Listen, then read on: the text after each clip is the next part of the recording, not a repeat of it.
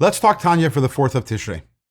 In today's Tanya, we begin chapter 20 of Igeres HaKodesh, somewhat of a famous chapter in Tanya, known to be very deep, very complex, and very Kabbalistical. We'll see what we can do with it over the coming week or so when we're learning it.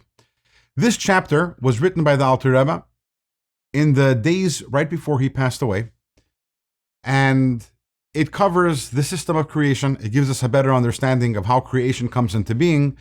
And the ultimate point of this chapter is to talk about the greatness of the Tachtonim of the lowest level. Obviously, the lowest level of creation is our world.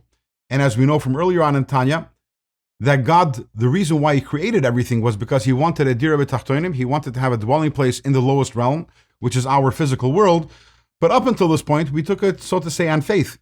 God wants this world. Yes, it is the lowest realm, but nevertheless, he wants it. In this chapter, the Alter Rebbe is going to explain what exactly is the value in the lowest realm. What exactly is the value of our physical world?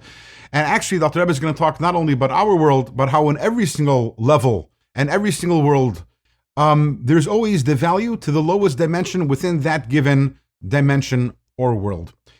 And this is fascinating in and of itself, that here is the Alter Rebbe in the days before he's about to pass away, the days before his neshama is about to go up to the higher worlds, to more spiritual and lofty worlds. And what is on the mind of the Alter Rebbe? What is he thinking about and what is he writing about? Specifically, the value of this world, our physical world, and the advantage of being here in this world and being able to do physical mitzvahs. The larger idea that we're going to have in this chapter is that there is something called Bria Yesh Mi'ayin. Bria Yesh Mi'ayin means creation, something from nothing. And we are really going to figure out exactly what that means in the coming days and how that happens. But the big idea over here is that Bria Yesh Mi'ayin, the ability to create something from nothing, is something which is within the ability of the infinite God himself. In our world and in all of creation, there doesn't exist the idea of Bria Yesh Mi'ayin, creation something from nothing. This is something which is only in the hands of God. So wherever there is that power of Bria Yesh Mi'ayin, wherever you find that, we know that this is a level where the infinite light of God is revealed in that level. And as it will turn out, as we will see as the chapter proceeds, it is always within the lowest level of any given dimension, and in the greatest way in our world, where we have the revelation of God's power to create Yesh Mi'ayin, something from nothing. But we're going to start this conversation talking about the world of Atzilus. The world of Atzilus is the world of godliness. And eventually we're going to figure out how the lowest level of the world of Atzilus is where the infinite light of God is revealed. But before we get there, let's talk a little about the world of Atzilus itself. The world of Atzilus contains within it the 10 attributes of God. And the attributes of God, they are a combination of what we call oiris and kalim, which is energies and vessels.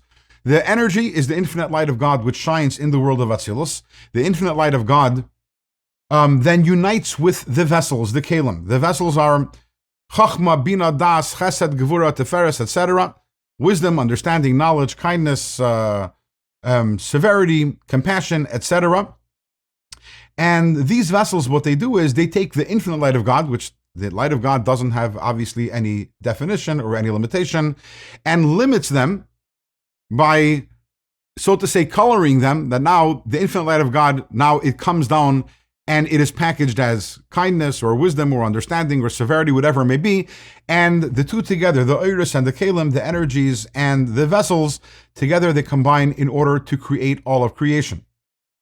And once again, the fact that we have this creation of Yesh Mi'ayin, the creation of something from nothing, is obviously because in the world of Atzilus and the spheres, the attributes of the world of Atzilus, they're absolutely one and united with God, because again, the ability to create Yesh Mi'ayin, something from nothing, is only from the infinite light of God. Now, before we continue on this conversation, there's going to be a question that we need to answer, which is, we're talking about something from nothing. What does that even mean? Something from nothing? How can there be something other than God? Isn't everything ultimately bottled and nullified to God? How can we even be talking about a something other than God? And that is a question that Alter Rebbe will answer in tomorrow's Tanya.